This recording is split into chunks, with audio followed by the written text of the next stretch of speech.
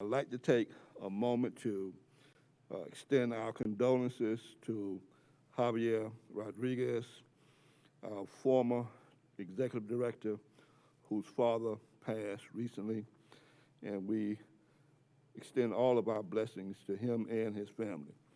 These and other blessings we ask in your name. Amen. Amen.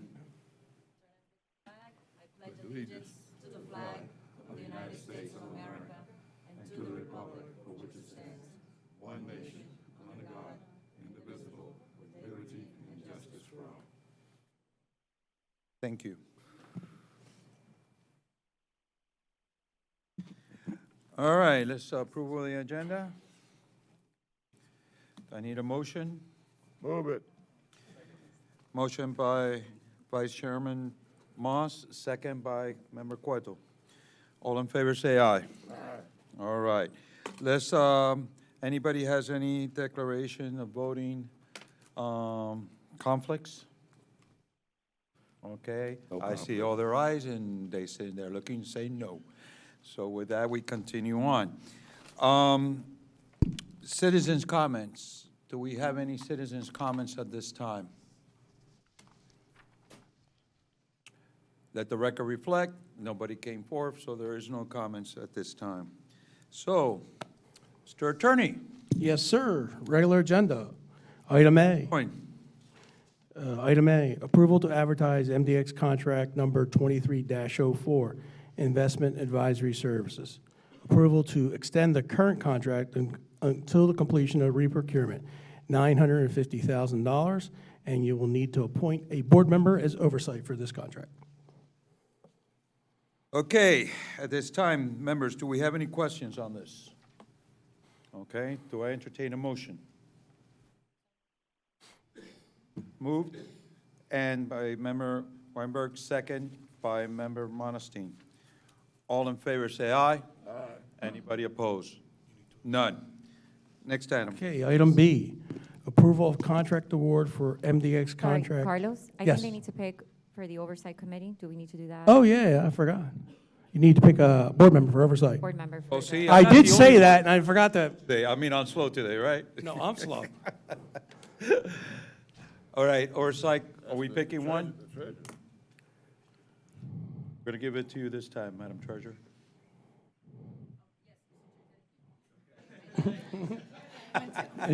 You look kind of stunned. You know, that's volunteering MDX way. Yeah, voluntold. Okay, item B. All right.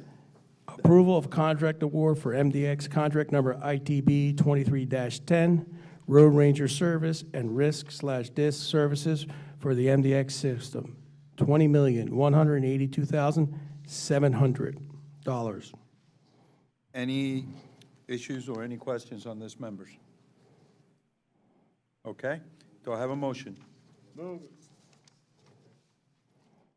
Motion by Vice Chairman Moss, second by Member Monestein.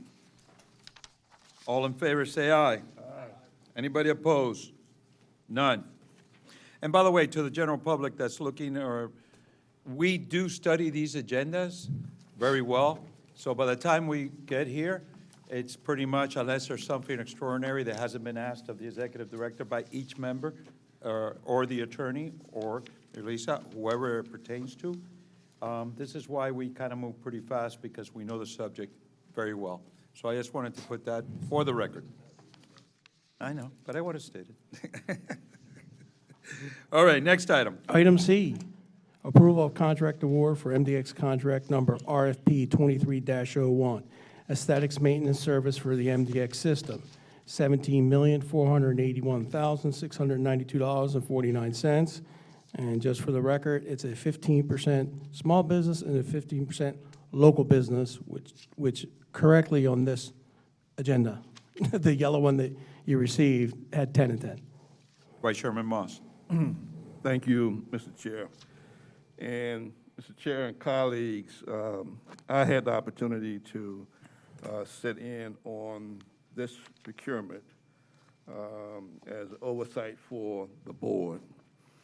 And let me just state from the outset, that the procurement was professionally run. and it was fair. The only concerns that I have to deal with the fact that in terms of it being an aesthetics contract, I'm concerned about the response of all of the respondents to the on and off maintenance of the on and off ramps and underneath, the passes, and the amount of monitoring that would go on in reference to the various roadways. So that if there's litter and those kinds of things, those things could basically be addressed. And I've also got a concern for the number of cycles for having the trucks to come through and to clean the roadways. I think it's like twice a week. And again, my concern is trying to come to some conclusion as to, basically cleaning the roads twice a week. Is that enough? And, what I saw all of the respondents, respond to, is a kind of standard clean and maintenance, contract, that sort of a thing. And nobody, in my opinion, really addressed the real additional things that I thought would be a part of the process. They talked about it during the oral presentation. But to me, it wasn't really clear that they were focused in on it. And it's not one, that seemed to be the fact for all of them when you talk about the on and off ramps and under the underpasses, and those kinds of things. And so that's a concern that I have. And so I need staff to respond to that. And again, staff did a professional job of following through on the procurement. There were no issues on that.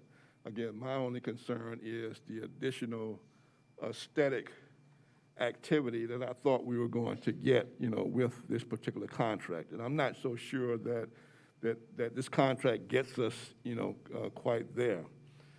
And I guess the other thing that I would ask, and this goes to the executive director and the attorney, that if there are shortcomings, in this contract that we want to address, can we go out and procure those additional services to get those things done? And I talk about the on and off ramps on our system because people don't differentiate between, is it the counties, the city, is it the MDX? They see it all as it's MDX because they're on the MDX roadway.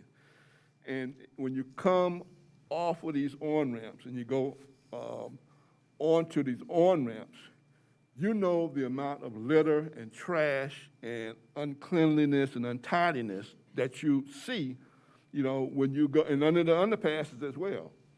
And so, to me, it's important that we address that issue. We are the standard bearers in the county. We are the gold standard in Miami-Dade County as it relates to the way our system looks and the way our system operates.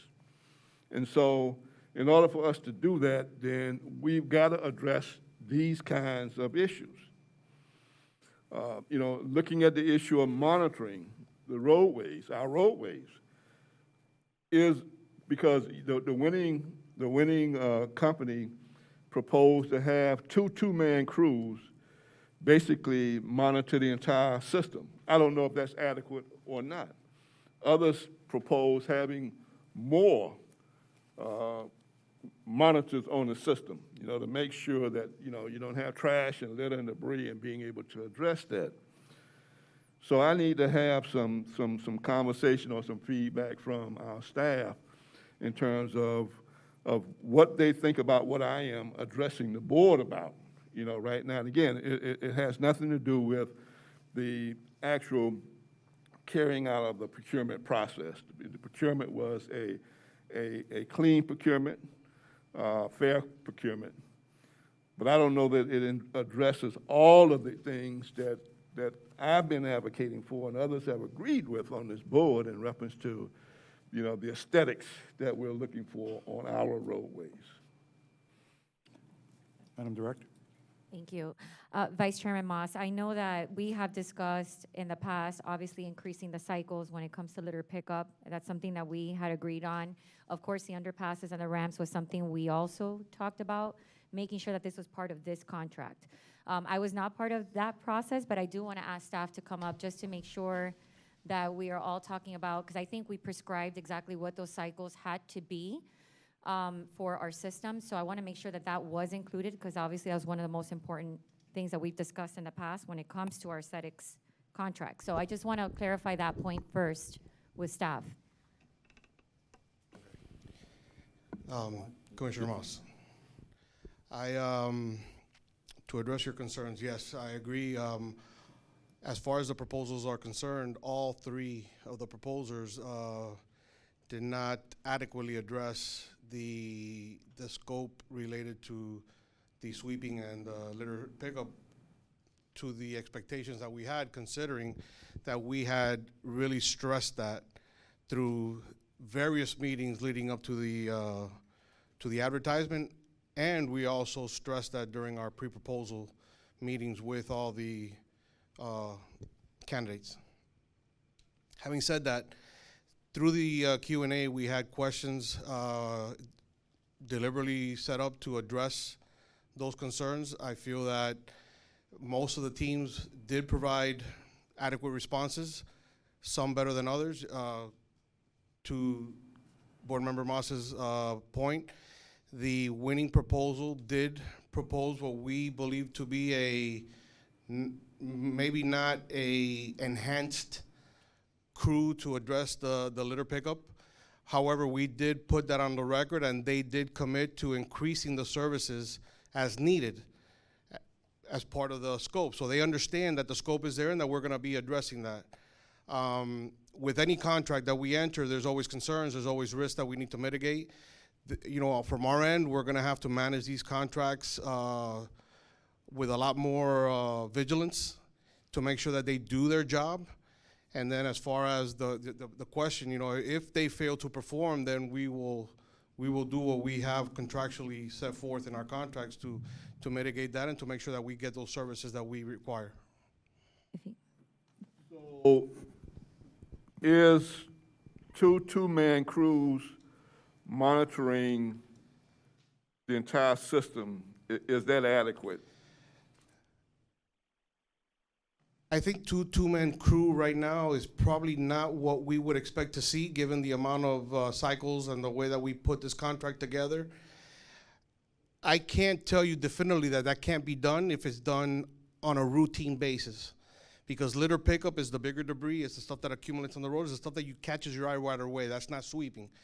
So if you have an organized, if you have an organized crew and you have an organized method of supervising, being in front of your cleanup crews, telling them where everything is, because we have 836, for example, is a 14-mile section. Not all 14 miles are gonna have debris to pick up. So if you have someone in front spotting where the things are and reporting back, hey, I need you got it here, here, here, and here, then they can be more efficient, more effective of how they pick up this debris. So I can't say that it can't be done, but I believe that they will have to enhance that based on past experience. And that's something that they acknowledge that they would do. And one of the things, you know, that I would suggest in the future about, you know, these kinds of contracts is that we identify what we feel would be necessary, you know, to accomplish, you know, the end goal, if you will. So that if we don't feel that two-man crews monitoring the system is enough, we say to the proposers, this is what we think, you know, you need as a minimum that you need to provide along our roadways in order to accomplish our end goal, and not leave it up to the proposers to come back and say that, because you have one, you know, team that said two-man crews. You had another one that said they were going to have 6 crews out there, you know. So we need to determine, you know, what is an adequate, you know, number of eyes on our system to make sure that we're picking up this litter and debris and things, on our roadway, because that is our front door. That's like the front of your yard, of your house.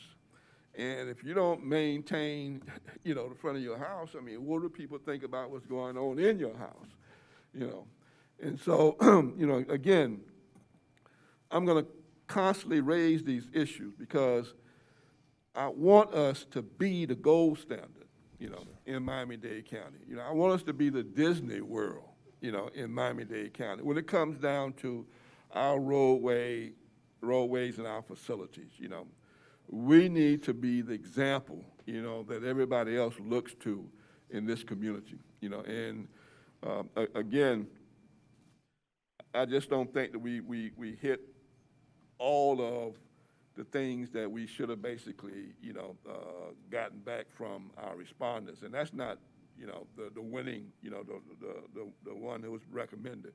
That came from all of them, who pretty much responded the same way. And yes, when they were asked, they made statements, but, those to me weren't necessarily statements that were based upon a well-thought-out plan, It was in order to respond to the questions that were asked, because they would look really bad if they couldn't at least try and respond, to those questions.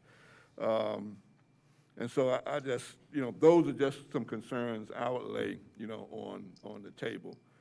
Again, not saying anything about the process. The process was fair. It was handled professionally. Juan, you all did a great job. You and the team, from MDX did a great job of taking us through the process. And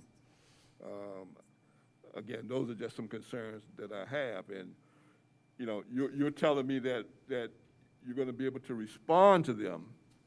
And I hope so, because otherwise we're going to be having some conversations here, with the board in reference to why certain things aren't basically happening, that you're now standing before us and saying that you've had conversations with the proposed front runner, and, that they fully understand what it is that's being expected, of them. And that's all I can go on right now.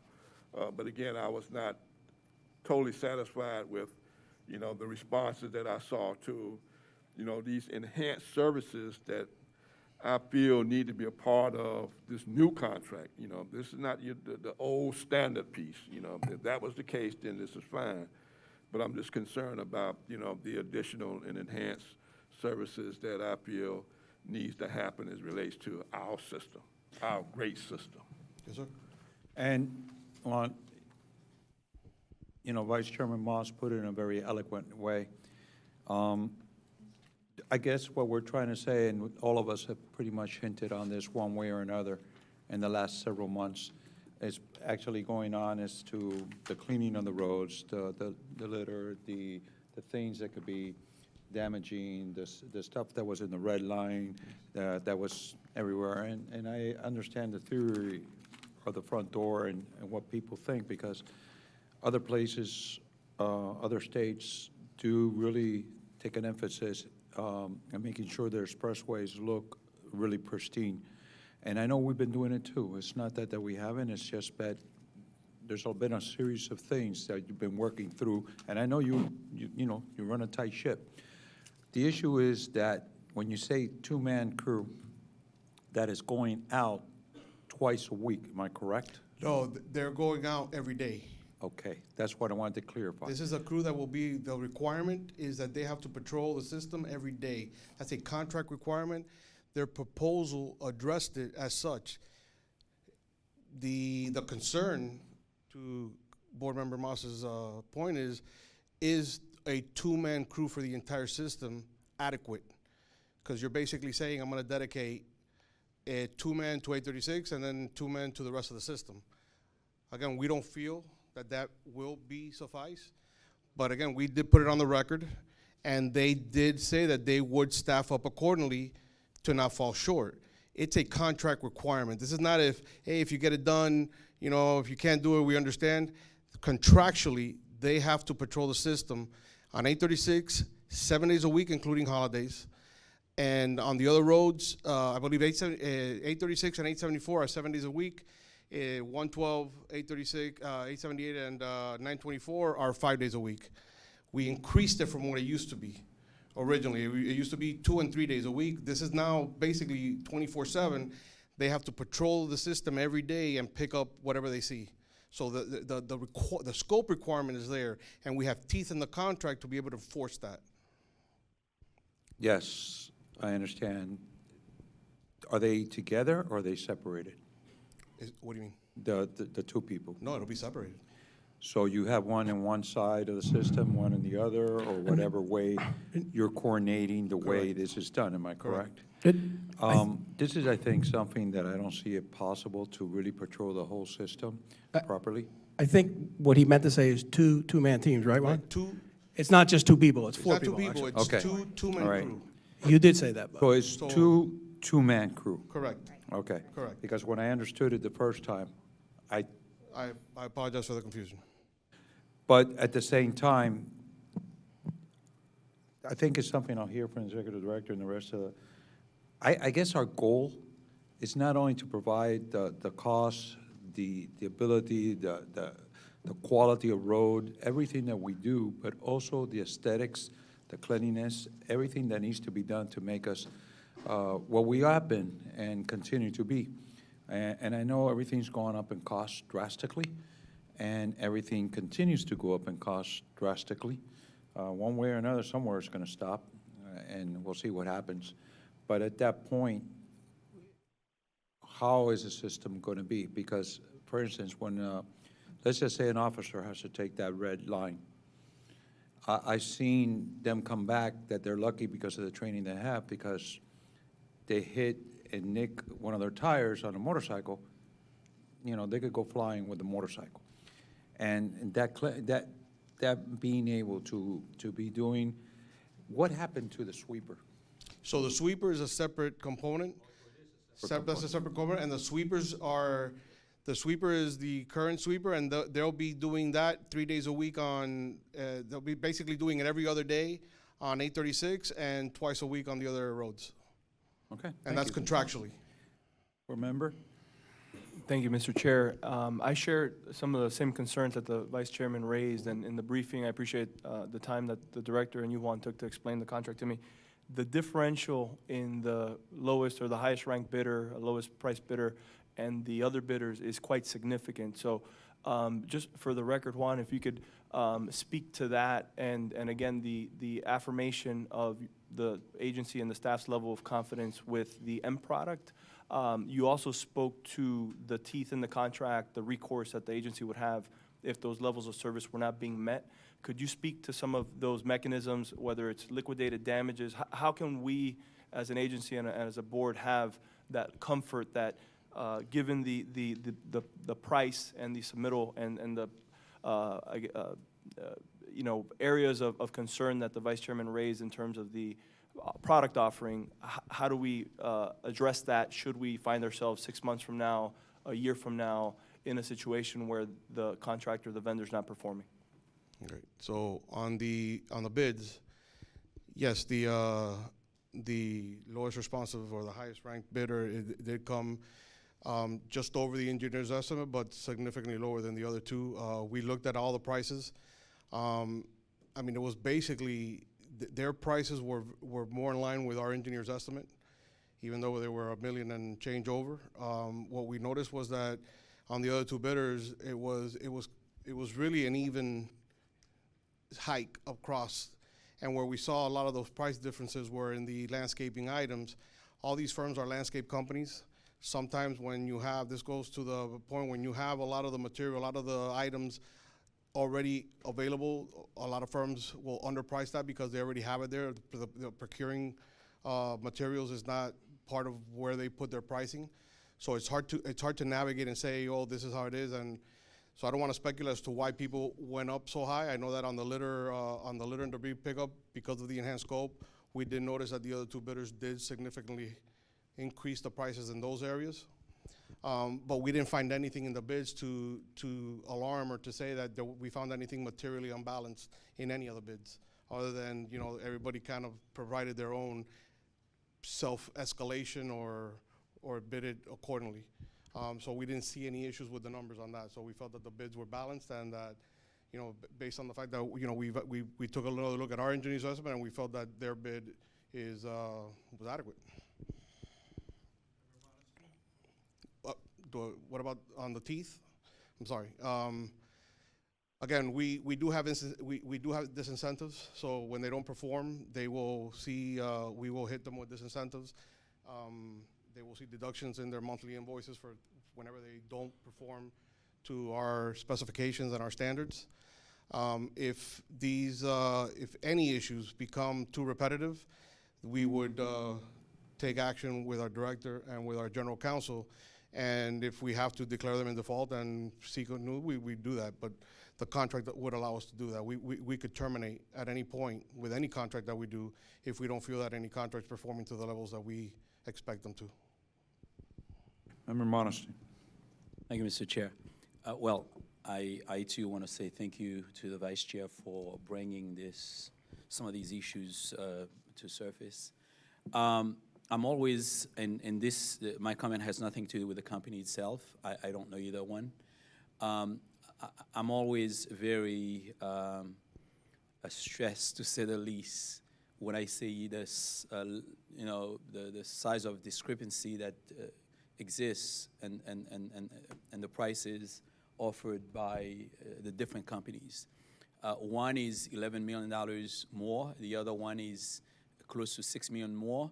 So I understand that it's staff responsibility to bring the best deal to the table, but there is an expected value or return on the value that on the investment that we're making. So if this is really the cheapest thing that we can afford, if we know what to expect for it, I'm all good, because it's, you know, we're basically saving the taxpayers' money. If that's the best deal, that's the best deal. Only those who were involved in the decision-making understand that.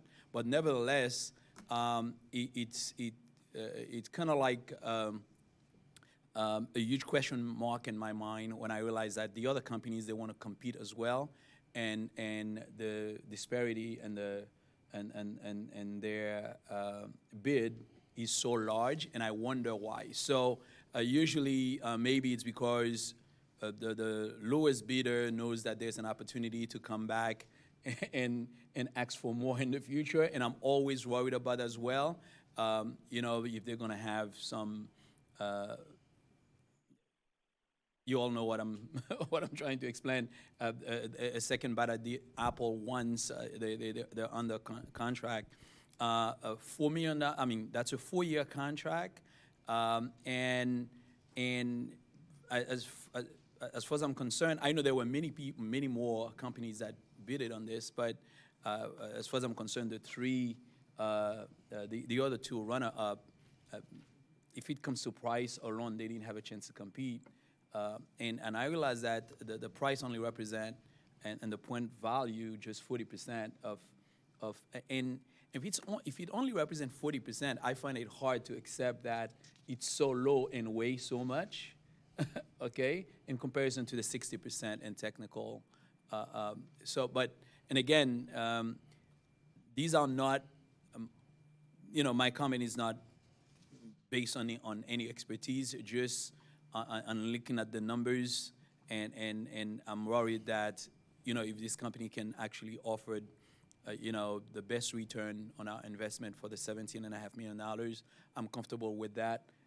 But I don't want to later have to question staff for not being so much more careful about seeing the disparity and the bid offered by the other two companies, and understand quickly that there is something wrong there. I'm not saying that there is, all right? Maybe that's the reason why we have this conversation before us, because sometimes the lowest bid is not always the best deal, just like the highest, you know, bid is not always the offer the best value either. So just food for thoughts.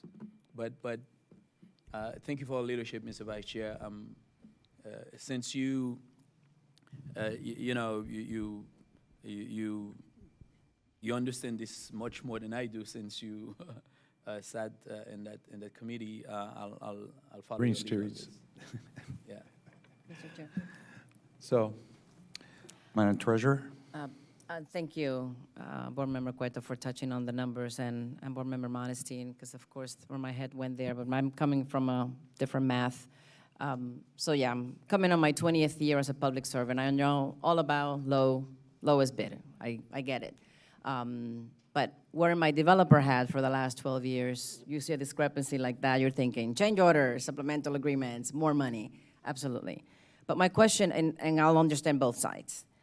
With a contract value of this magnitude, what was the value of the previous contract? You touched on the fact that we've increased services inside the current contract, okay? What was the value before? Because I can understand everything's gone up, sure, but it can have gone, walk me through that math. So we did the analysis before, since we have broken it out. Remember, this was all part of the asset maintenance big global contract where these components fall under. When we segregate these services for this contract, and we did the math, the original value that for the previous contracts was around $14 million for a 4-year period. Our engineer's estimate had an increase to that $14 million, which is why our engineer's estimate was $16 million and a half for the 4 years. And then we put it out. So again, we took it. And I assume that the delta prior to now was our estimator taking into consideration inflation, et cetera? Yes. Okay, all right. So no, we did that analysis and we put it out, and then that was the engineer's estimate that went out on the bid. So we did that. We had done that analysis already. So on that, then I can't fathom the discrepancy having gone that far away from the value of the previous contract just a couple years later. So I'm very, very comfortable with where we're at, but absolutely, Vice Chairman Moss, let's stay on it. I think we're all with you when to lead the charge of becoming the gold standard. That's always been the MDX way, that we keep a real close eye on this, because absolutely, this is how we look on the outside is what they think of us on the inside. So absolutely, and thank you for clarifying that. Thank you, Madam Treasurer. Director? Thank you, Mr. Chair. So I just want to clarify, I know, like Vice Chairman Moss mentioned, we did follow, I know exactly what our procurement process was. We have the pre-proposal process. We went through the RFP process. I know we made it clear, of course, that we want to increase our services, which is why our estimate went up another $2 million from our previous contract. I understand the concerns. Obviously, there's a big discrepancy. There's one company, and then you have 2 other companies that are much higher. But I just want to let everybody know that, let's just say that today the board decided and said, you know what, this doesn't make any, we got to really look at this further because of being from a 2-man crew versus a 6-man crew that was being proposed. Then obviously where the cost estimates were at for the other 2 firms is way past what, usually we go by 10%. Historically, we can go about 10% over our engineer's estimate. And obviously the other 2 were way above that. So we would have to, and I can have Jackie come up here to talk about our procurement process, but if we were to we would basically have to start all over again. So I just wanted to bring that to your attention. But we did increase our services. I think we made that very clear. And of course, if there's ever a time that we say, okay, 5 days a week are not enough, and we have to go to 6 days, that's also something that we would be paying for. It's actually in the RFP that we would be paying for those additional services if we needed them. So it's really up to this board how you want to proceed. On the, Vice Chairman, when you were going through this, and again, Juan, is the contract available to do exactly what the executive director stated, that we could move around as needed and increase We do have that flexibility in the contract, yes. without any penalties or anything, or any surcharges or anything to changing? I believe, well, if we were to increase the scope that we have in the RFP, which is already pretty maxed out, then, like, for example, 836 is basically 24/7 coverage on the litter and pickup. If we wanted to increase the cycles on certain things that are not cyclical, in other words, we gave ourselves that flexibility. So we have cyclical cycles, but we also have the ability to ramp up and ramp down. If we were to require additional cycles that are not in the scope, then we would, that would be a supplemental. We could negotiate that based on the pricing that they gave us. So in other words, we would look at what they submitted. We would negotiate based on that contract, not on anybody else's pricing. We would look at what they did so we can make, so that it stays level across the board. And obviously compared to, and we would also compare it to where the industry is today and you know, the market and so forth. But we'd keep it so that we're not paying any more for any particular service than we are right now. And, I'm sorry, and Juan, if you can also clarify when we talk about sweeping and litter pickup, because I know this conversation has come up many times in the past. What is our differences with doing our sweeping? What is it that's 7 days a week and what is not 7 days a week, between litter pickup and sweeping? Because I know there's, sometimes when I get the calls, they're saying, well, that's not litter pickup, it's actually sweeping, or vice versa. So I just want to make sure everybody understands what that is. Okay, so sweeping is the truck that you see at night with the sweepers, and they do the system. You know, it literally takes them, for example, one cycle takes them 2 days because it's going on the shoulders, back in, you know, in both directions, going on the ramps, and so forth. So that's why on 836 we have it every other day, because we know that they can't do it every day. So it's every other day, but you're basically going to see them out there every day, just covering the entire area. It will take them about that long to do it. On the other roads, which are shorter, they can accomplish a cycle in one day, which is, or in 2 days, and that's why we have those cycles every or twice a week. On the smaller systems where we haven't seen that need, obviously 836 is more highly commuted, so that's why you see more of the sweeping debris or the need for that. The litter debris pickup is more for the bigger content, the bigger trash, things that the sweeper machine won't pick up because it's limited to size. You know, it's dirt, small pebbles, rocks, stuff like that. Anything big or anything of substance has to be picked up by hand. So that litter service is every day. You're gonna have, the way that they've proposed it is that they have a supervisor ahead of the crew inspecting the system, and then the crew comes behind it. That was pretty typical for all three proposers. And again, that's every day. So you should see anything you see one day, and that's how one specific time frame during the day. So it is possible that, you know, you have a crew pass by in the morning, they pick everything up, and then in the afternoon you might see something. The next day that should get picked up. There's no reason why, based on our scope and the services that they're providing, that you see any one piece of litter or big debris on the road from one day to the next. That's how the litter component should work, and that's the way we scoped it. Okay. Anybody else? Vice Chairman, you good? I'd like, if I could, Mr. Chairman. Go ahead. Thank you. Madam Executive Director, I'd like to get your feedback, and I know the recommendation was to approve the contract, and so I'd like to get your feedback. And let me just ask one question. One, is the sweeping 3 times a week on MDX, on 836, or is it twice a week? 3 times a week on 836.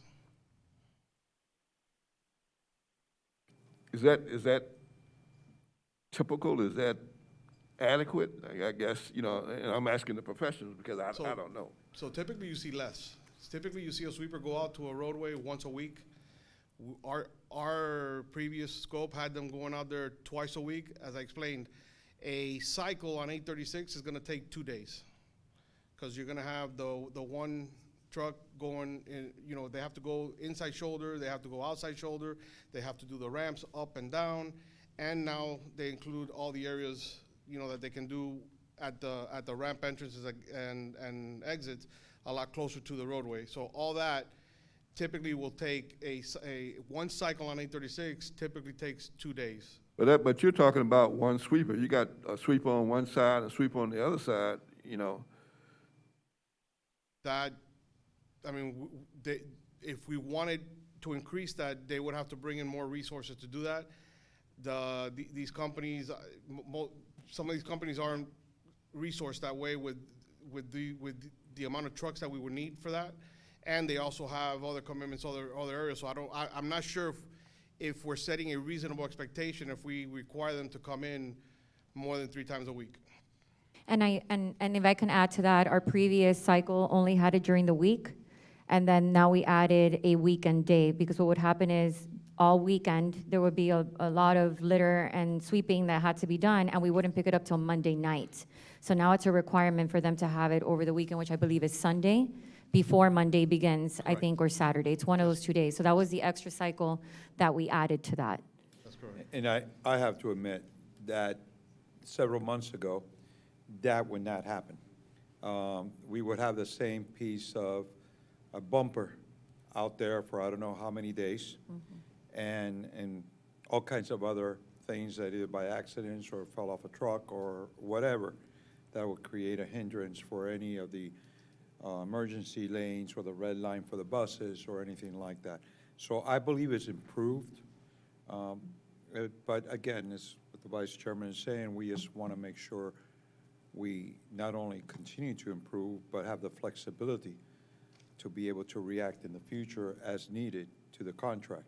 So if that's in there, and that's been stated, I think then we move forward the way it is, and then we adjust accordingly based on the need, because the only other way is basically start all over again, and I think that's not what we're intending here to do, I believe. And just on that public service announcement, if I may, because if we're sweeping, it means people are littering. So I find nothing grosser than an individual who tosses garbage out their car window. I literally want to chase them down.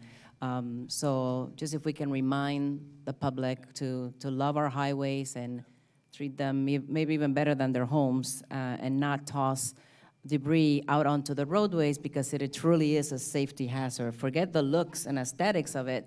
Someone can actually get killed, as you mentioned, Mr. Chair, with, say, an officer or anybody on a motorcycle. That little piece of debris could mean life or death for you. So please, members of the public, let's keep our highways clean. Maybe we start a campaign as we gear up for our 2023 powwow with public service. That's all, just a friendly reminder. And I'm sorry, Member Monestein, did you want to add something? Yes, Mr. Chair. One thing I wanted to say, I heard the statement that the company may not be equipped with the Sweepers. yeah, with the sweepers to get the job done. I with the additional sweepers, I don't want us to, build a certain expectation that we can ask them to do that midway without knowing that they're gonna incur costs if they actually decide that they're gonna do it, because they're gonna have to buy new sweepers. So I'm hearing, is that what you stated earlier, sir? That Our experience with the current sweeper, which is the one that was proposed on all 3 teams, is that their fleet to sweep and their commitment contractually to other agencies, to other areas. Star Cleaning is probably one of the 1 or 2 other sweeping companies that do this type of service countywide. So you don't have a lot of people that do that. So you have to kind of work with their fleet. And you're right. If we increase the scope and you're making a company incur additional costs, then we would have to be responsible for that, either through this process where they're going to bid it accordingly, or if we ramp it up at a later date, then we would have to maybe look at finding out a way how that gets adjusted. Like adding fleet to a service. Right now, based on what we're doing, under the way we bid it, under the requirements that we have, they bid that accordingly, and they have to provide the adequate fleet to meet the current scope the way we have it. And Mr. Chair, and the Vice Chair is correct. I think he wants us to be the gold standard, and I think so far we have been that gold standard. And if we want to build that expectation, and you think that it may be needed, we need to discuss that right now and incorporate that into the contract if we're going to have this additional cycle. Because that way, let's say it's a company that doesn't currently have the capacity. With your contract, they may be able to go ahead and acquire that additional capacity if they're going to add one more crew, two more crews to get it, and hopefully that will benefit other agencies as well that may want additional. But if staff knows, in fact, that they don't have the capacity, I would worry some about, expecting them to come back later and be requested that they do more. So I would want to build that now into their contract. Let me, and I don't want to drag this out, but I just think that this is so important. The one thing that I don't want us to do as an organization is to settle. Is to, okay, we're just going to settle for this. We should always demand excellence. Always. And, again, I don't know what that is, because I'm not a professional in the field. But I know that that's what I want this board to strive toward. And we need our professionals to let us know what that is, and so we can make a determination as to whether or not we want to financially support that. And I'll just leave it. Well, I'll just leave it at now that you opened that can of worms, let me, step up a second.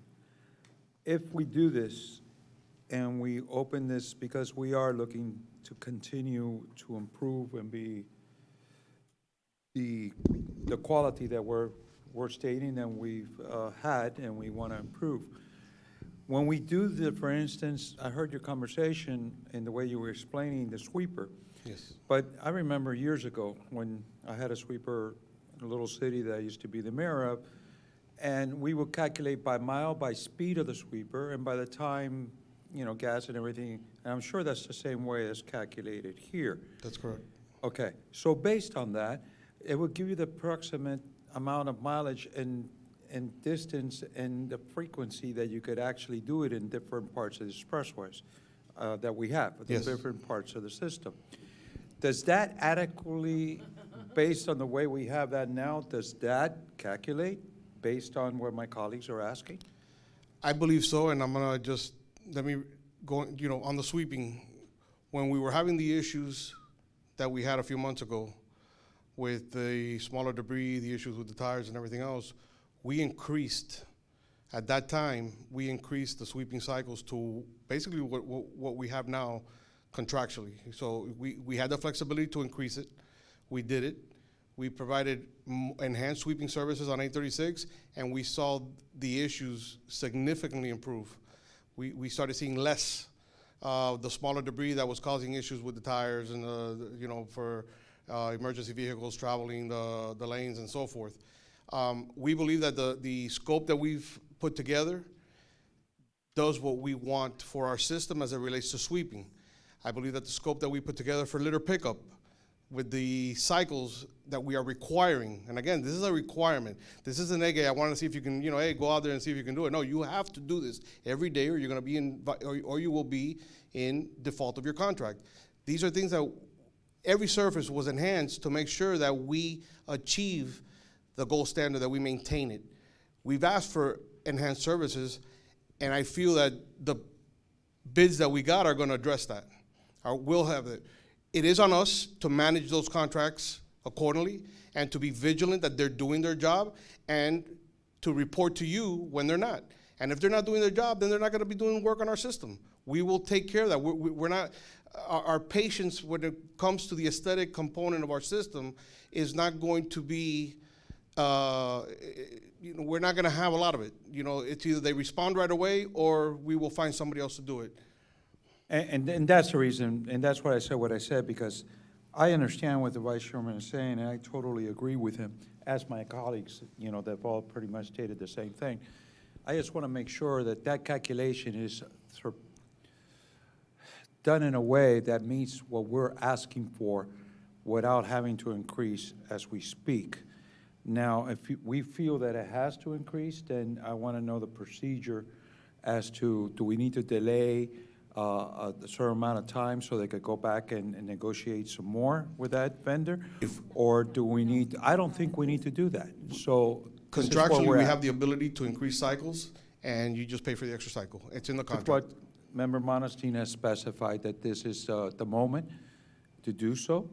And I'm listening to what everybody is saying here and trying to respect everybody's opinion to try to get the best result. Because once we move forward, and that's why I asked the questions earlier, could we move up or could we move down, basically, in the contractual agreement without getting penalized in either way? I'm sure going up is not a problem, but adjusting one part and raising another, will there be any kind done of, Buenos, we've done that in the past. We've always had the ability to ramp up or ramp down. We just did. Yeah. Right. A few months Right. ago, right? And- So maybe walk us if through I- that, because we just went So, through because this there's times, like, exercise. for example. We just increased services. And I'll give you an example, mowing cycles.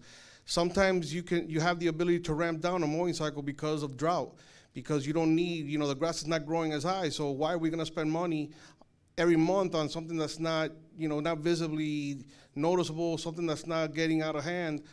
Let's use that, let's preserve some of that and maybe put that somewhere else. So in a case like that, we'll take a component that we've ramped down and then ramp it up somewhere else where it's needed so that we can balance it out.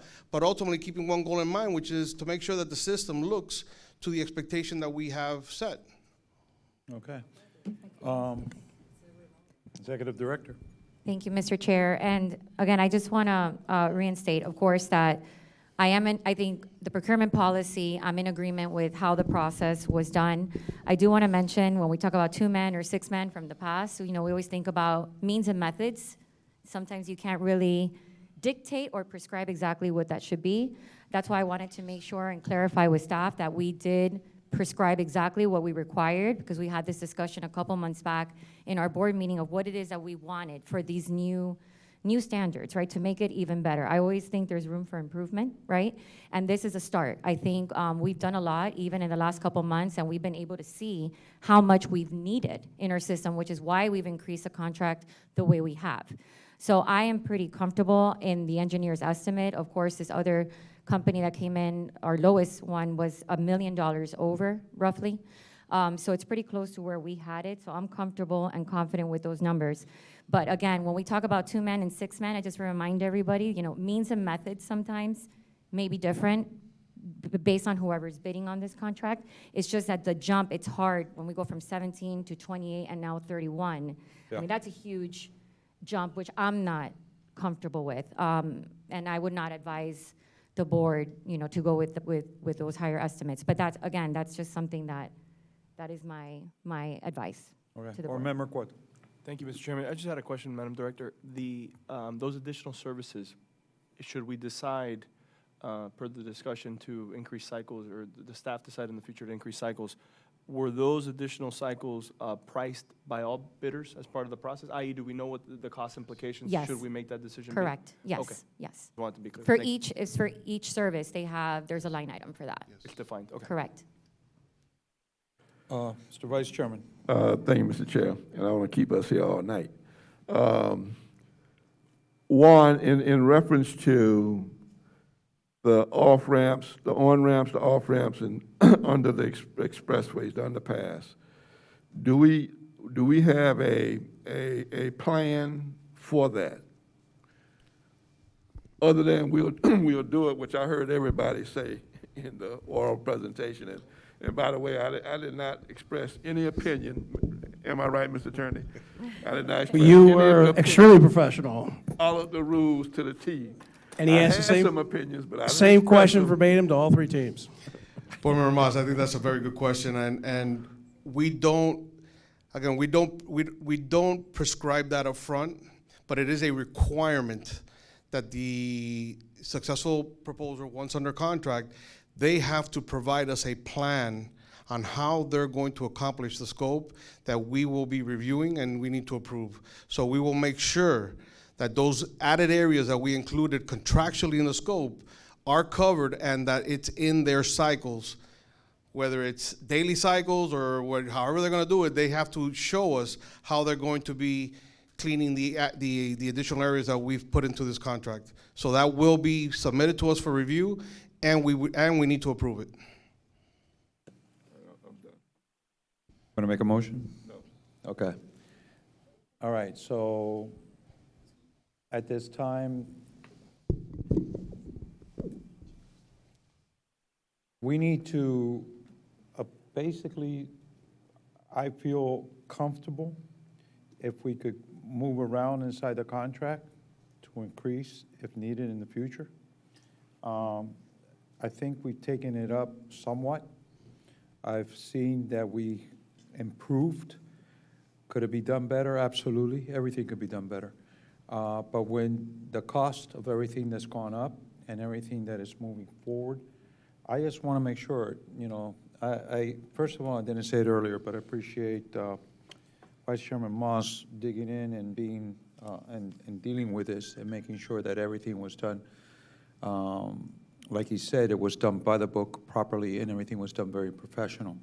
It's just also that this is something that's been with him since I've known him in the county, that has always been about the green streets and making sure we are the best kept expressways and everything else. And so people want to come here and we continue to live off our tourism and improvements and stuff like that. So I'm trying to find a sweet spot in this because it is a lot of money.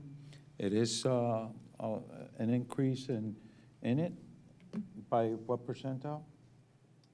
Over, you mean the lowest? It was $1 million over, which is less than the 10%, which typically that's considered normal of our policy, right? Okay. So, Board Member Monestein. Well, I think I heard the vice chair well, that he felt that this was a wonderful process. Nonetheless, I think after so many questions, I was also hoping that he made a motion, and you requested that from him. I don't think I'm comfortable right now not hearing a motion from somebody that was actually in the subcommittee reviewing this and discussing it before us. Maybe he wants to work on it some more, Mr. Chair. And that's something that, Vice Chairman, is there a particular area that needs to be addressed more than another, or? Well, I don't want to necessarily work on it, you know, more. Again, I've expressed my concerns, you know, on the record, and staff has said that they can address those concerns through the contract. The proof is in the pudding, you know. Again, I was disappointed with, you know, not the proposed winner, but with all the groups, because they really did not focus in on those aesthetic enhancements, you know, that I thought that they would, you know. And so that's the reason why I'm saying I would not make the motion. Doesn't mean that I would not support the item, but I'm not going to make the motion. All right. Do I have a motion from another member? So, Board Member Cueto?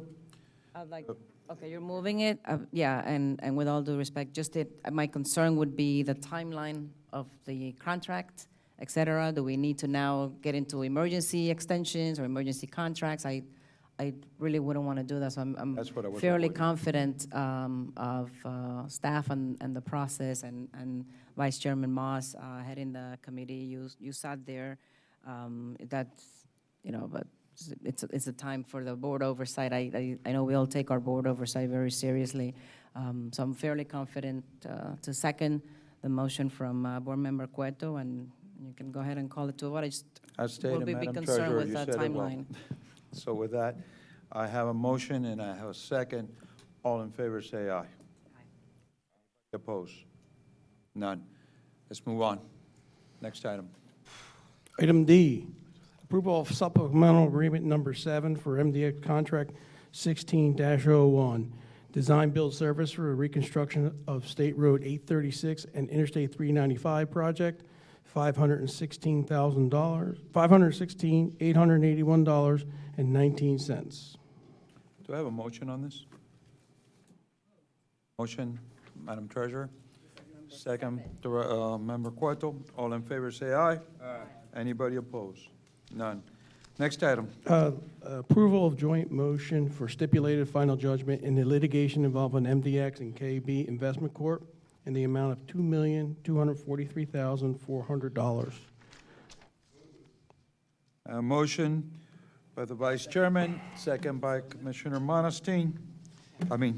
Member Monestein. I'll get it one of these days. All in favor, say aye. Always. Always I know, but I'm trying to follow in the group. All in favor, say aye. Aye. Anybody opposed? None. All right, next one. That would be the approval of summary minutes from the board meeting of December 2nd, 2022. Motion. Oh, okay, let me try. Except for item number, Yeah, Mr. Chairman, yeah. 5A and That item. 5A. You move all the way through the reports, everything except for my comments and, Just the voting items. just a voting item, yeah. It would be the consent agenda item and summary minutes. Okay. That would be the two things that you have to vote on. For the record, please, I think I'm not the only one, but are you getting like an echo feedback? Yeah? There's a buzzing going on. I don't understand, but you sound kind of muffled, believe it or not, when you speak, so we need to please take care of this. I'm trying to hide my voice. No, no, no. I don't know. Trust me. I moved from over here. I'll go over here if you want. The Vice Chairman? Mr. Chairman, we were going through that process during the technical review, and I was told at that time that new equipment has already been ordered, and that issue should be taken care of, in the very near future. Yeah, well, yeah. So, okay, I thought it was just my bad hearing. With that, I have a motion on all the items, except for the items, that just been mentioned in the reports. All in favor, say aye. Anybody against? None. All right, let's go to information items. Following up, let's go for A. Yeah, so item A is an informational item. It's some information that Board Member Moss that you had requested regarding Lejeune. So we're going to give you some information, and if there's anything else you need, then we can obviously come back and provide that at a later date. So, Juan, if you could. Yes, so we provided a little explanation in your packets, but it's a little technical, so I'm gonna try to see if I can explain it. Basically, when the 836 capacity improvements were done and we moved the left-hand exits to Lejeune North to the outside, we had a very unique condition here, right? So when you're designing a road, and we designed to the design highway manual, it's a national standard. You want to make sure that your vertical alignments and your horizontal alignments complement each other, that you don't design any curve independently, especially when you have these. Unfortunately, in this instance, because of the design and the location of this ramp, we had to kind of thread a needle, for lack of a better term. You had to make sure that you met your vertical clearances over the 836 with the ramp, but you also had a height restriction with the glide path for the airport, for the runways and the glide path to the airplane. So you had a very small window where now you have a curve, a horizontal curve as you're going up the ramp, and right at the crest, you're introducing a sharp left turn.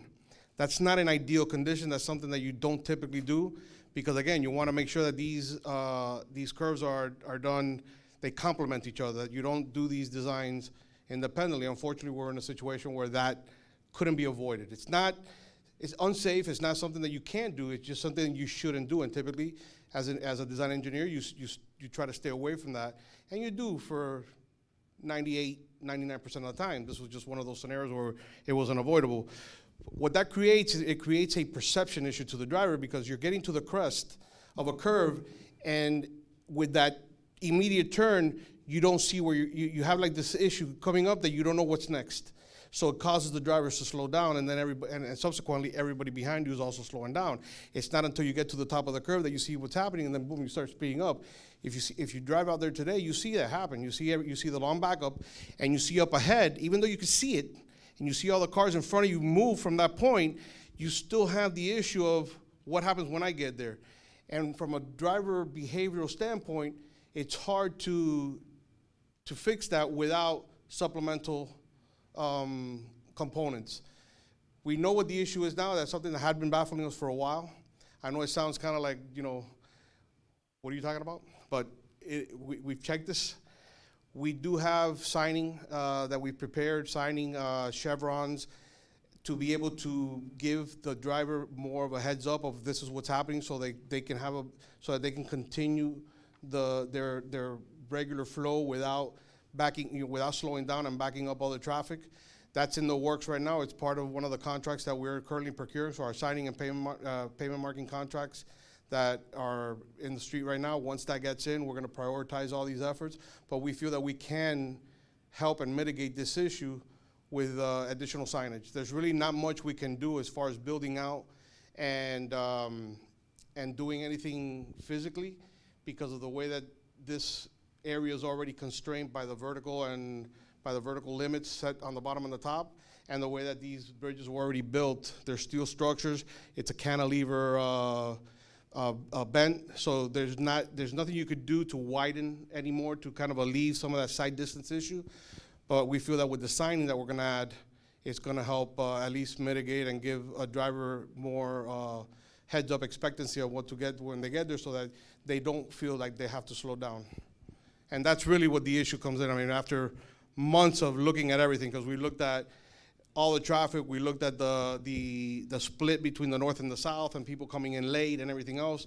A lot of people always tell me, well, why don't you get rid of those markers, or why don't you extend them back? All you do when you have traffic that's merging at the last minute and you try to mitigate that and push it back, all you're gonna do is just kick it further into the main lines. So we didn't feel that that was a solution, like putting those markers between the north and south, because then you're really gonna impact the main line.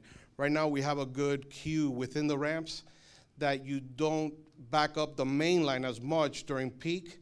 And while we were out there noticing, it varies. It's not a consistent backup on the ramp. It's mostly around certain times where traffic picks up. So you do have flow on the ramp. It's just that when it gets to the point where you have significant volumes, you see a little bit more of a backup. Again, we feel that the signage that we're gonna be proposing and that we're gonna be implementing is gonna help take care of this issue. Mr. Chairman. Okay, Mr. Vice Chairman.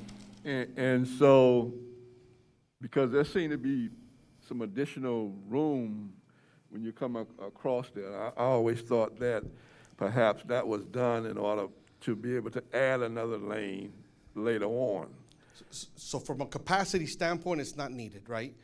You don't have the capacity to justify, the capacity on the ramp is not there to justify an additional lane. And then if you were to do that again, now you really get into the constraints that you have with having your vertical distance, or your vertical alignment requirements to make sure that you maintain vertical distance underneath the bridge on 836, and that we don't encroach into the FAA, because it's a curve, it's super elevated. So right now, that super elevation on that curve, taking into account the height of a vehicle or a truck that maneuvers through the bridge, right now you are already slightly encroaching into the glide path today. And we have a variance from FAA to do that because it's a unique situation. If we were to widen to the outside, you'd be encroaching into the glide path more. If we were to try to widen to the inside, which I don't think we can do that very easily without some extensive engineering and cost, you'd be then encroaching into your vertical clearances with 836 on the bottom. So again, this is a very unique condition because you're basically threading a needle through a very tight point to be able to get traffic from 836 to Lejeune North. And you don't see this, you rarely see this. And I believe that, again, we're gonna try to find other ways to mitigate this to try to get the traffic to flow better. All right? Okay. Madam Executive Director? Thank you, Mr. Chair. I just want to add that we've been approached, and I think I've mentioned this in the past, by the soccer stadium. We all know that's going to impact traffic significantly in this area, including it's the airport traffic, the traffic on Lejeune itself, this whole area just east of us, which are residential neighborhoods. So I think there's a lot of opportunity upcoming, even with this project. Even though we know there's going to be a lot of impacts, there's a lot that has to be mitigated for this to even come. And I think there's opportunities, depending on what comes back from their traffic studies, to make it even better, because I'm sure they're going to have to come up with very innovative ways of how we're going to be able to move around traffic, whether it's splitting the traffic on one ramp for the stadium and then changing the way our ramp is today. But there's a lot coming that we're going to be changing in the future because of the soccer stadium project. So I just want to put that out there. Okay. Okay. Anybody else on that? Okay. Let's move it on. B? Yes, item B, this is a legislative update. I'm going to have Bernie come up to speak on that.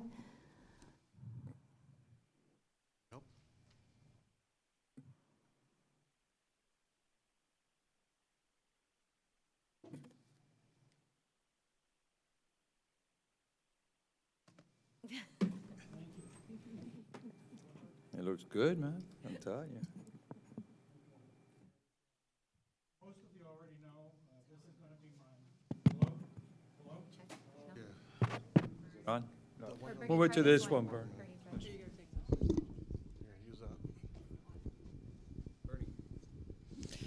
Thank you. There's the voice. As most of you know, this is my last board meeting as an employee of MDX. I'll be retiring next month after 9 years of serving this agency and 36 years in public service. I'm very proud to have served under a former executive director, Javier Rodriguez, and my current executive director, Darlene Fernandez, and approximately 30 wonderful board members, women and men who volunteer their time to serve this community, the 3 million residents, not only our customers, but the 3 million residents of this community, and board members and directors who have allowed this agency to serve the community and partnering with Miami-Dade County, with the state of Florida, with municipalities, with Miami International Airport, and building close to $4 billion in infrastructure project that were not for MDX would never have been built. Board members that have instituted policies that benefit the toll payers and the customers of this community, including the freight-friendly program we talked about last board meeting, the frequent driver rewards program, the active military personnel discount. A lot of these discounts and programs instituted by our board are groundbreaking, don't exist anywhere else in Florida or in the United States. This board also never instituted a CPI and capped its tolls on our existing expressways, and they've never gone up after the system was closed. So I'm very proud of the work of all of them, and I wanted to take this opportunity to thank all of our board members, the current and all the ones that I've served with, because sometimes we kind of move on, and with everything that's happened, haven't had the opportunity, and I take this opportunity on behalf of our current executive director and our former executive director to thank our board members. A lot of people forget that you receive no compensation. You, on the contrary, you dedicate your time, your resources. Like Shelley has to take her personal hours to come to our board meeting, so it costs her money to come, but you're willing to do that sacrifice to serve our community, and I thank you for that. I thank you for indulging me, and then I'm going to move on to my presentation here today.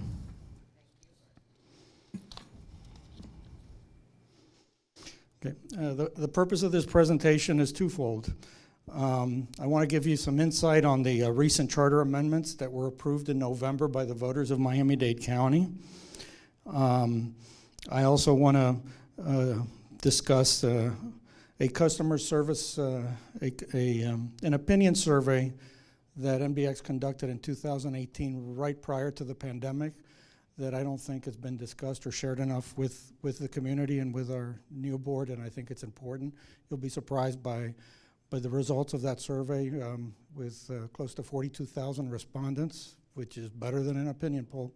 Opinion polls are 500 people, and for a county-wide opinion poll, as someone who's done a lot of opinion polls in the past in my previous political life, and statewide are based on 1,000 to 2,500 voters. This was based on 42,000 actual customers that use our expressways that were willing to respond to our survey.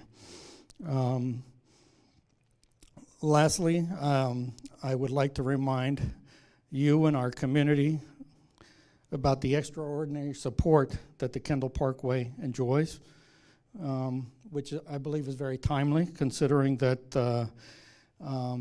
the appeal for the Miami-Dade County's amendment to their own comprehensive development master plan, their own application, which was approved by Governor DeSantis and the cabinet, was due for a verdict on the 9th of this month.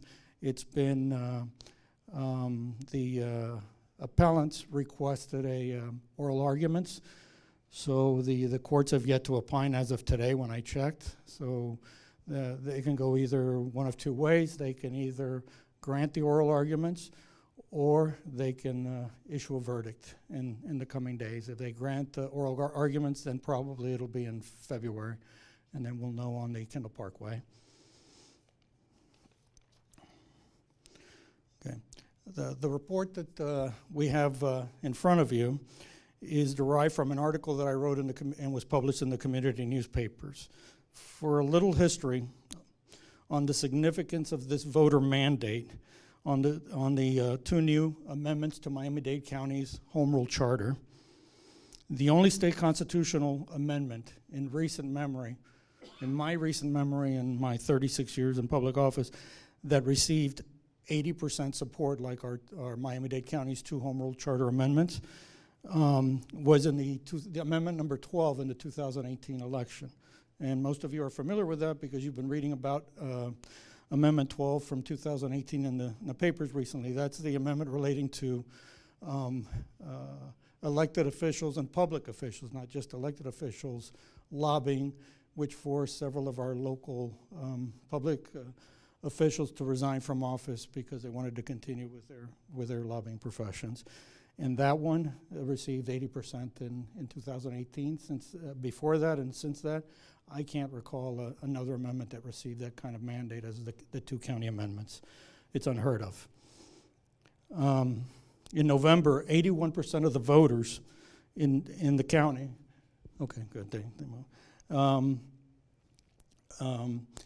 approved supported Miami-Dade County's Home Rule Charter and affirmed the mandate for the charter. It's the same level of support as in 1956 when the Miami-Dade County's Home Rule Charter was adopted. And the thing that's interesting to me is back in 1956, the population of Dade County was under 1,000 residents, and less than 5% were immigrants. Today, we have tripled that population, and 55% of the residents of Miami-Dade County are immigrants, which means that it's a completely different population, yet they affirm our home rule county and their support for our charter, which is the only one contained in the Constitution of the state of Florida. That's a very strong mandate and a very strong affirmation, and something we should be proud of as residents of Miami-Dade County. Then the second charter question, which is now an amendment to Miami-Dade County's Home Rule Charter, was affirmed by nearly 80%. 80% if you round it off because it was pretty damn close. And that's for the protection of Miami-Dade County's major transportation assets, the airport, the seaport, and MDX. And requires that if any of these facilities are to be disposed or transferred to the state of Florida, it requires a referendum of the entire all the voters of Miami-Dade County in a general election. And again, the voters, by an 80% mandate, affirm this question.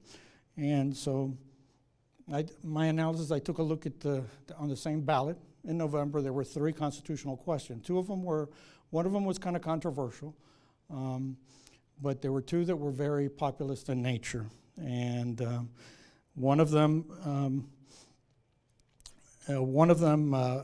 created an additional homestead exemption for first responders, police, fire rescue, paramedics, teachers, active duty military personnel, and that amendment couldn't achieve the 60% required mandate under the Florida Constitution to amend the Constitution.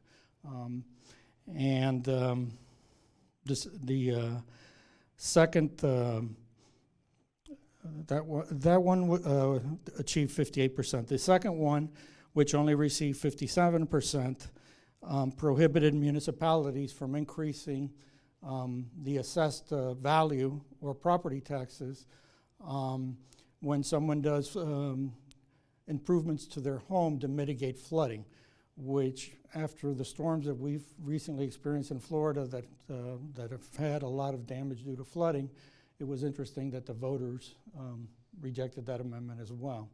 Yet, and the interesting is the numbers overall for the state of Florida were consistent with the voting percentages in Miami-Dade County. So it's pretty indicative.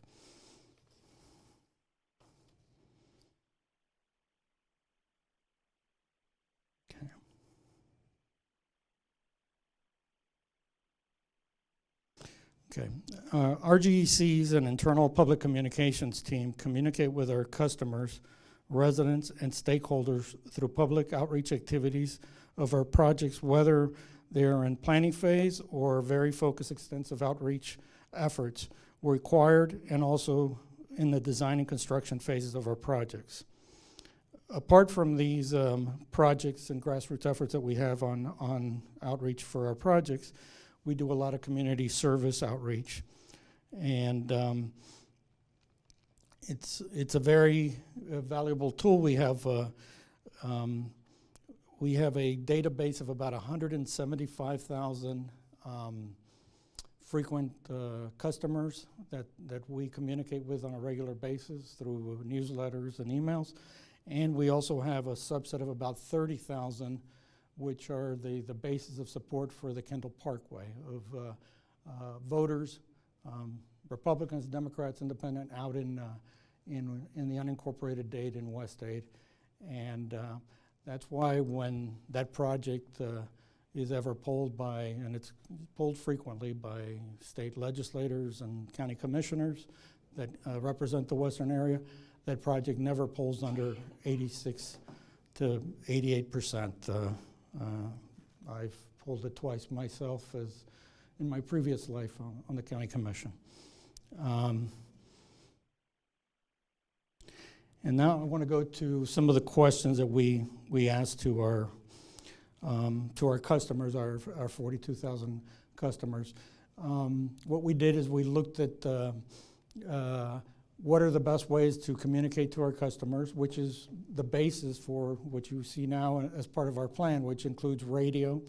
It includes a lot of social media.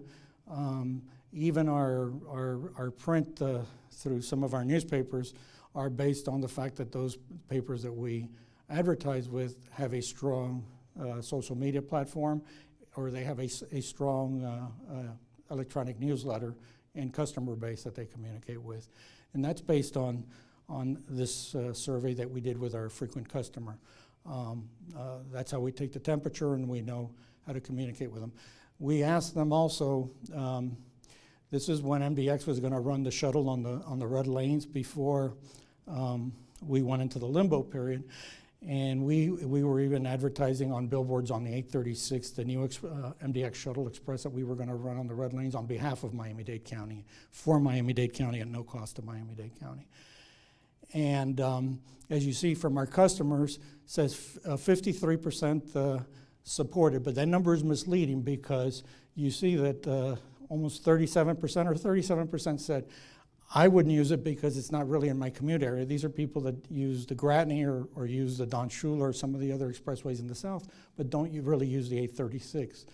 Only 10% said they wouldn't use it, but if you look at the actual number of people along the route, that's 5 to 1 would use it versus not use it. That's a strong demand for that service, that shuttle service. The numbers are misleading because of the people who responded to our survey that are not part of the route, the 836 express route. The road rangers were recognized by about 62% of our frequent customers. 38% were not familiar with our road ranger service, which is why we're working on now with EAC on some ways to promote the road rangers and reach out to the public and promote that service, because that's probably one of our best customer service outreach, because what better way to reach out to the customer base and let them express how they feel about us than someone who's just changed their tire, giving them a free tow, giving them a gallon of free gasoline when they ran out of gasoline on the expressway so they can get to the nearest gas station, and help them out with whatever it is, free of charge. And so that's a good point of contact, and we're going to try to promote that contact, and that's something we're working on moving forward. I won't be part of it, but the agency will.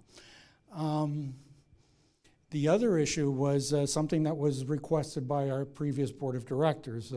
I don't recall which one of our board members, but I remember Mayor Jimenez was interested in it, and I think it was Leonard Board who brought it up, but I'm not 100% sure. And was with our frequent customers and people with their concerns for tolls, what about if MDX offered a monthly pass where you pay $100 and you get unlimited tolls?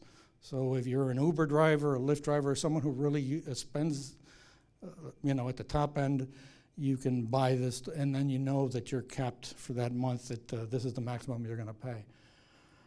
But as you can see from the numbers, it was rejected by most of the customers, so it didn't go anywhere.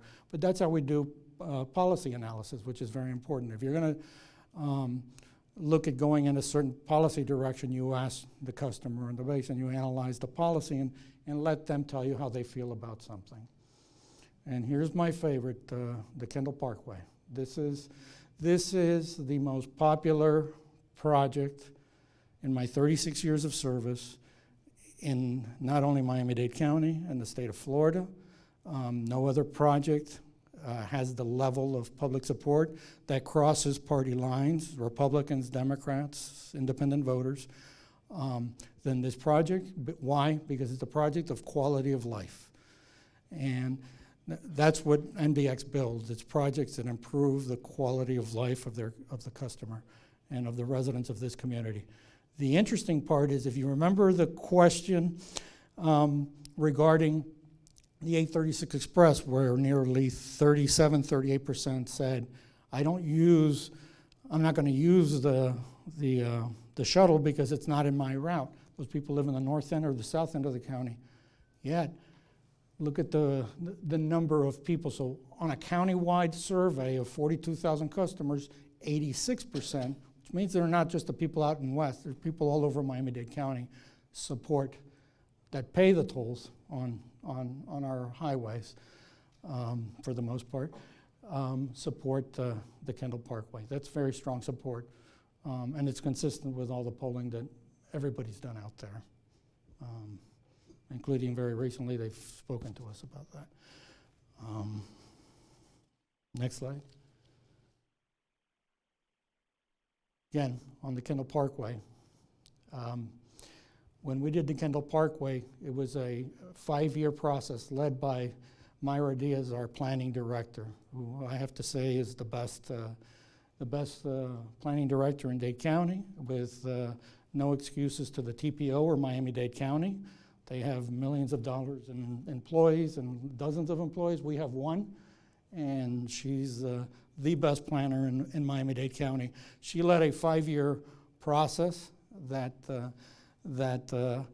created this grassroots support for our project, created 30,000 families that came out and in one way or another made contact with our GECs and with Myra and created the impetus for the alignment of the Kendall Parkway, and the amenities, and they literally designed their own project. That's why our projects are successful. That's why our projects don't linger that's why I came to this agency to begin with, because after the frustration I went through the county with seeing transportation projects that linger on for 20, 30, 40 years, and it's the same project with different names, and you do a lot of planning, people make a lot of money in the planning, but nobody builds the project.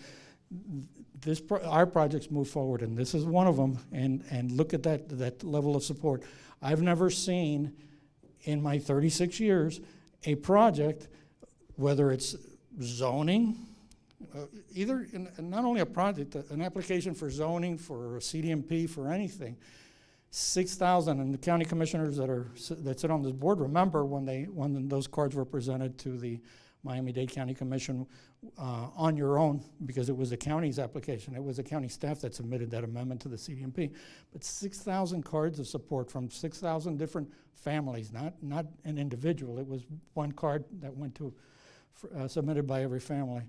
And in total, it was like 12,000 residents. That's a strong level of support for that project that was presented as part of the package that the governor and cabinet looked at, and that's traveling with the Miami-Dade County's application. So that's a very, very strong level of support. I'd like to conclude my presentation by recognizing my fellow employees. We have an employee base of about 30 employees, senior employees. I put up my 30 against the county's 30,000 employees. You know, I leave you in great hands.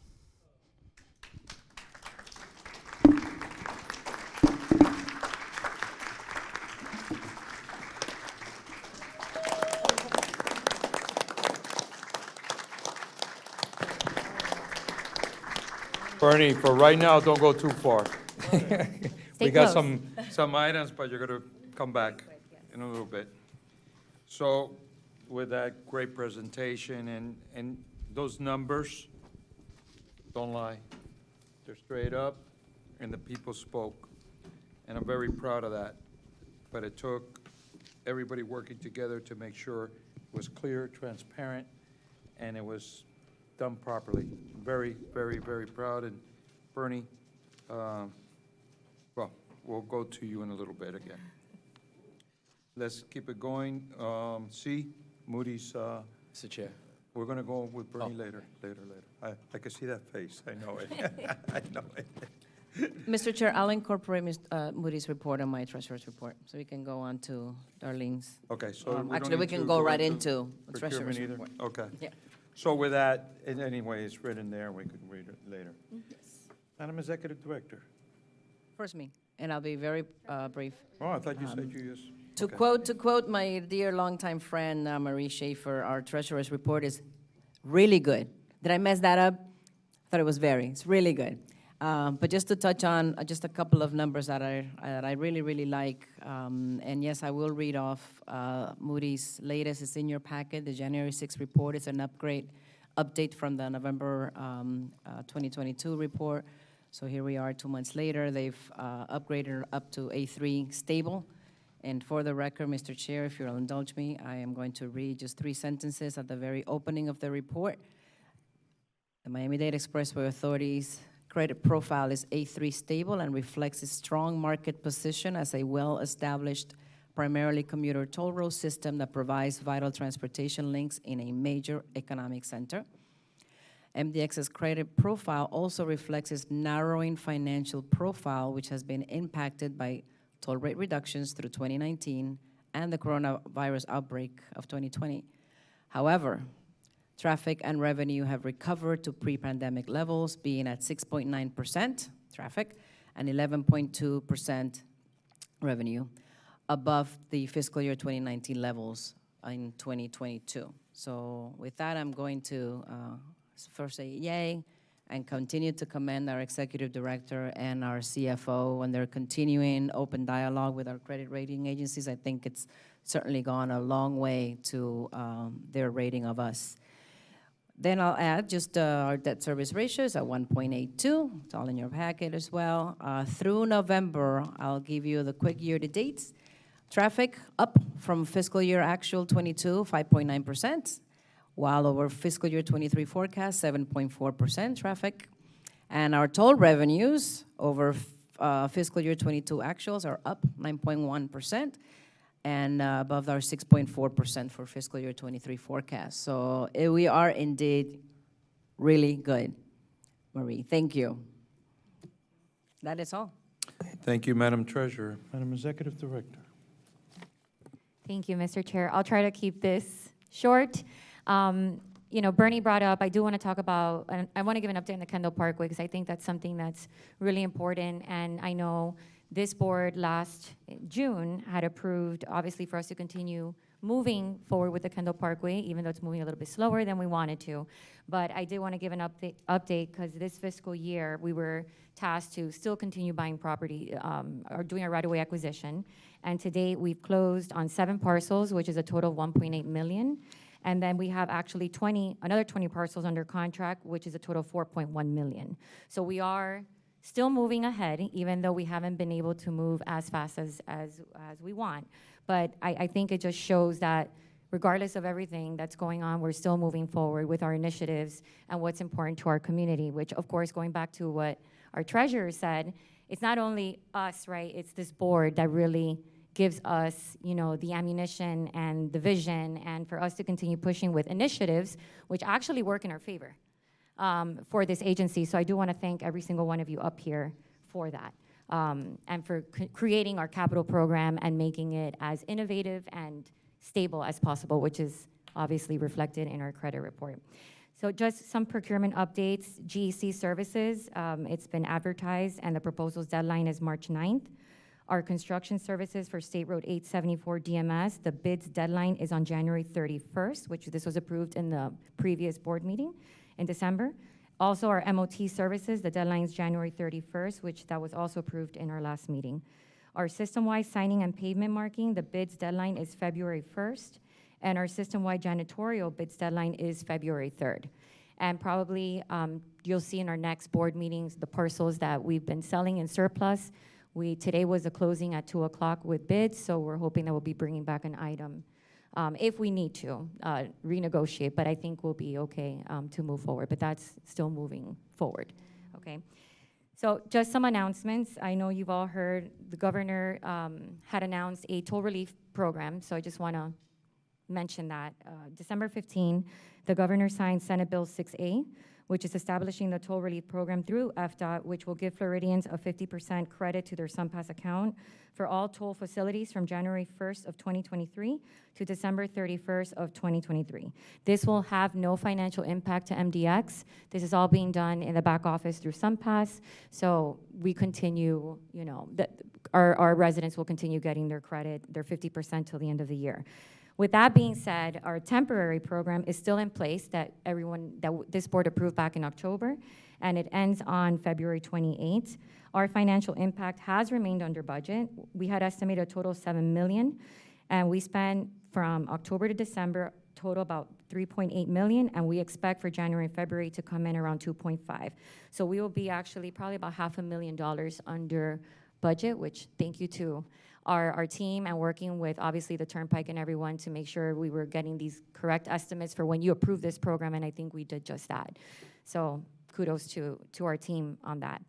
Our meeting dates for this year, I know it's in your package, so if you can take a look at it and let us know maybe by next week if you have any conflicts, and then we can go ahead and publish it once we get feedback from you all. I'm not sure if you guys want to discuss that now, or you want to have some time to look at it, and then we'll publish it at the next meeting. So with that being said, I do want to invite Bernie to come back up here to the podium. He left? No, he didn't.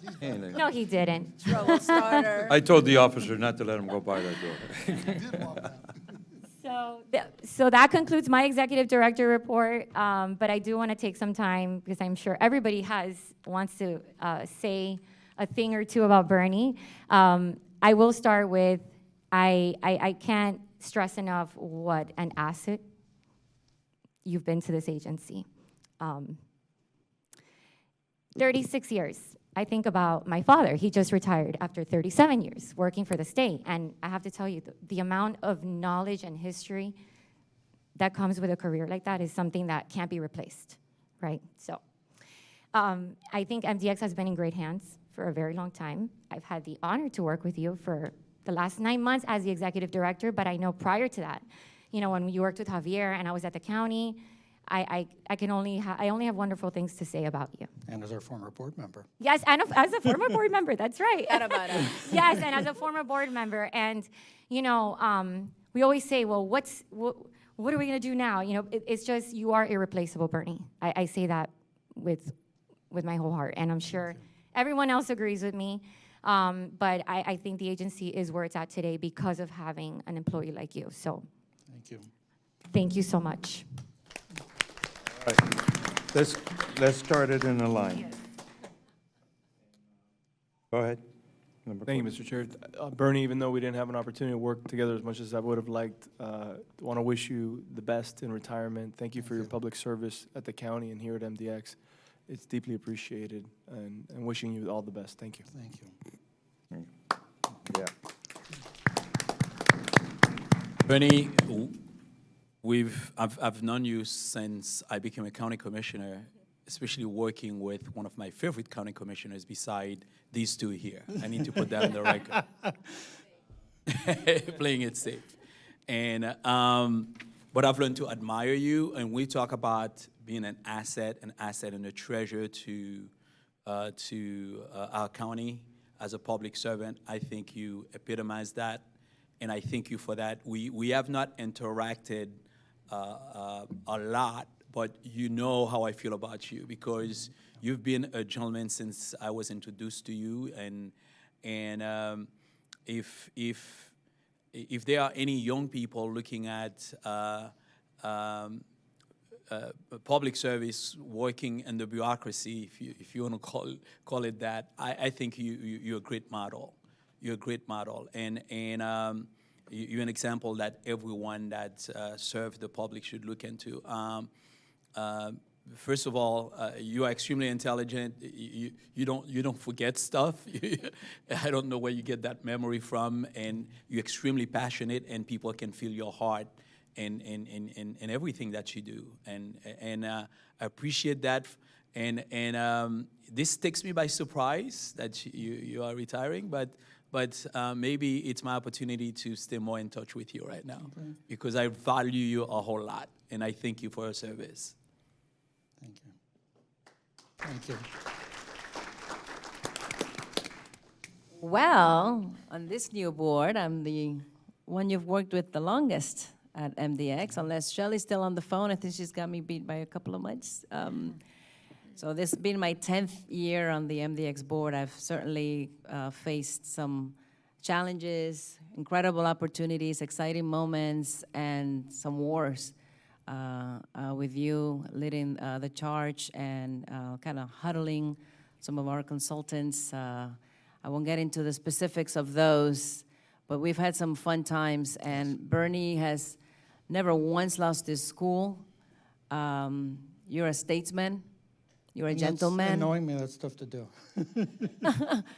You're a gentleman, and not only here within these walls and your previous career, but I know the love of your wife and your home life and the type of man that you are, not just the employee that you are, but the type of man that you are, and you're something to inspire to be. I want to thank you personally for the guiding that you did for me. I was brand new to tolling. I literally knew zero. I knew governing, I knew budgets, I knew policy. I did not know tolling and between Javier and you. And I'll miss your text messages with the link to this article and that article. And I hope I'll still get this. And Bernie, those will come in like on a Sunday night at 9:30 p.m. And Bernie's worried about what they're saying about us where. So I'll miss that, but that showed the level of commitment that you had, and I'll I've certainly enjoyed working with you this entire time. As Darlene said, I'll echo, you're certainly irreplaceable. Some people in your life are just entirely irreplaceable. We can only hope that someone will come in and do it the wrong way. But you certainly did it your way, and it was a damn good way. So thank you for that, Bernie. Thank you. I'm writing your book. All right, thank you, Mr. Chair. And Bernie, I've known you from both sides of the street, over at the county and here at MDX. 1993. Yeah, so I've known you my entire time being on the county commission. That's 27 and a half years, and my time here, at MDX. And you've always been a true professional, somebody who you could depend on. And, since you have been over here at MDX, from the comments that have been said, you continued that legacy, even here. You're a true public servant, and, we appreciate, that public service, and we know that you're going to still be around, and we hope you still be around and helping to guide us here in this community. But thank you so much, and again, I wish you and the family the very best. You're not retiring. All you're doing is transitioning to another phase, in life, and so I wish you the very best. Thank you for your service. Thank you. Yeah. And I wanted to say Oh, how hey. much I've admired you in all those years that that I've known you. My wife lived in Leisure City with Hurricane Andrew, so I know how you built South Dade back up after that hurricane with a Moss plan and everything you did for this community. When this county commission retired, the loss of talent, of statesmanship, is significant with this board that just retired, that stepped down.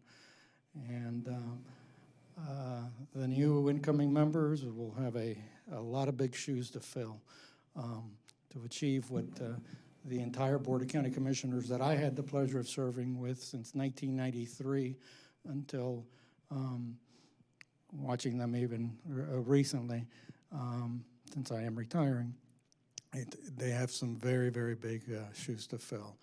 And I'm going to be stepping back, and most of you know I have a wife that's very ill, that I have two jobs, two full-time jobs here and as her main caregiver. So it's time to focus in more on her as we get older and less on my job. But I'm going to be doing, I think, a lot of recent happenings have focused me on, and a lot of people have reached out to me in the community, homeowners associations, former elected officials, people in the media. And we've been talking about getting together and maybe doing sort of a watchdog to look out for the best interest of this community, because I'm not happy with the direction, and it's going to be a nonpartisan. It's going to be Democrats, Republicans, Independents, no party affiliation, but I'm going to look at and open the eyes of the public and the voters of this community on how the sausage is made in Tallahassee, because I did get my education initially in Tallahassee in the Florida Senate with probably the most powerful senator in the history, and most important senator and state senator in the history of Florida, served 20 years in the Florida Senate. Did most of the major projects that you see here, led the civil rights movement in this county in the 60s, and was a great man who's since passed away. But that's where I got my education, so I know. And he was banker by trade, so chairman of Ways and Means every year that he was up there. And so I had to learn that process. That's how I got my master's with a specialty in state budgeting. And I also know how the sausage is made in Miami-Dade County. And I will be keeping an eye on all the entities as we move forward and make sure that the best public interest is adhered to, and working with a lot of good people in this community that still care. There are still a lot of good people that care about this community out there, and I hope to work with them. All right. Lord help us. You're in a watch group. I love it. Actually, I really wanted to hear that. That's good. That's good news. I've known you for many, many years. We've been friends for a very long time. Your passion is beyond unique. Your drive is special. There's few people that go as hard and as long as you do at all times because of the need, and your loyalty is not even questioned, as your respect is always endured. Your knowledge of the issues before sometimes we open our mouth a little too soon, but you don't. You also look and hear, and you bring out things. As Treasurer said, you're a statesman, but most of all, you're a gentleman. Thank you. You're an incredible human being. We've been together through many issues, many issues. Yes, we have. Some were pleasant, some weren't. Not between us, never, because you're my brother from a different mother. But I know you. I know whatever you do, God's breath behind your sail.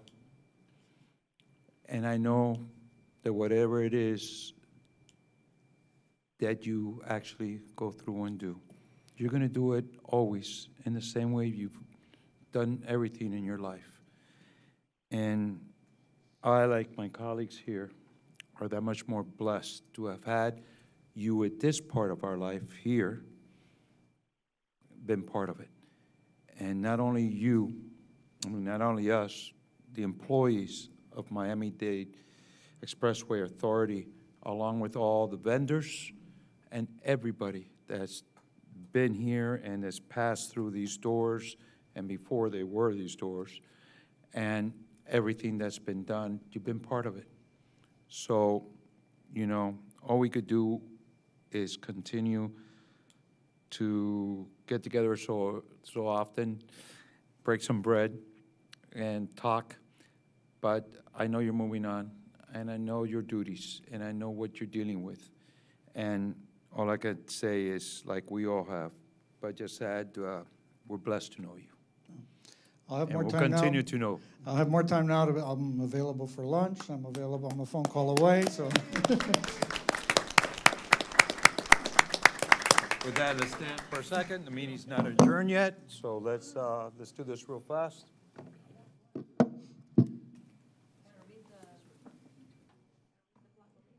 The flag.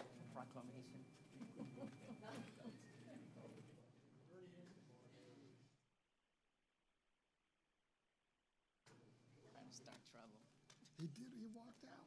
He came back. I'm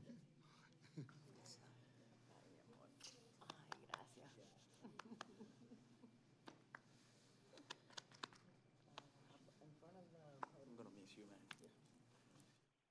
Party right acá, next to the chair, and the vice chair.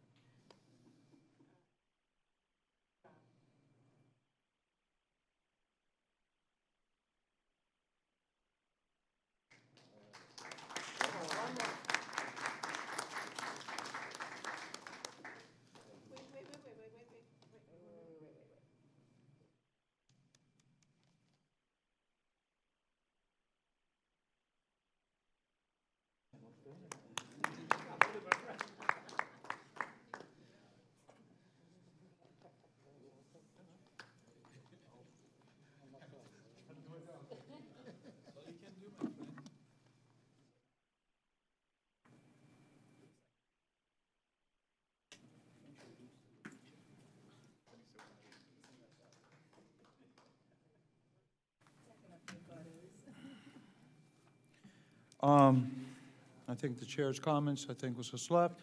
I think we, sabbatical that we're gonna do? We're gonna delay it? Yeah, we'll postpone it. All right, let's just postpone it for a little bit, and then we'll pick it up later. All right? Besides that, I have nothing else. I think, you know, it's all about Bernie at this point. So is there anything any member has before we close the meeting? Mr. Chairman? We're good? All right. So with that, ladies and gentlemen, I need a motion for adjournment. Motion. Thank you for coming.